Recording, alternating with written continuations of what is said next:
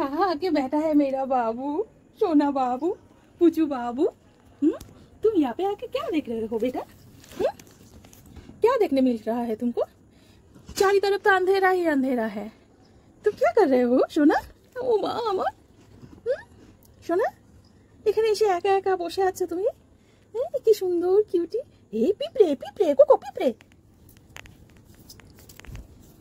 क्या था ये?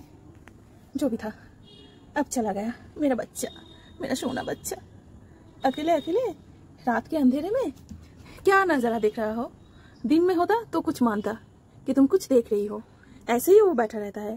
वो एक है ना लेखक हमारा कवि सुकुमार राय, আমাদের কবি সুকুমার রায় বসে বসে শুধু ভাবে কি কবিতা লিখবো। দেখ দেখ দেখ কত মশা ঠসা সব চলে এসেছে এখানে তো রক্ত খাবার জন্য। বাবা চলো বাবা, এখানে অন্ধকারের মধ্যে বসে থাকতে হবে না। শোনা রে বাবা, থাকবে তুমি এখানে? তাহলে তা থাকো, ঠিক আছে। চলো, যাবে যাবে না? Hello hello hello. কি কিউট কি কিউট। আচ্ছা আমার কিউটের ডাব্বা, তুমি থাকো এখানে, এনজয় ইওর অন্ধকার, ঠিক আছে? আমি চললাম, টাটা।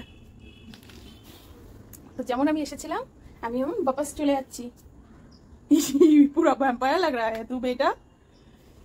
আয় আয়, আবার পরে আসবি। চলো চলো আও।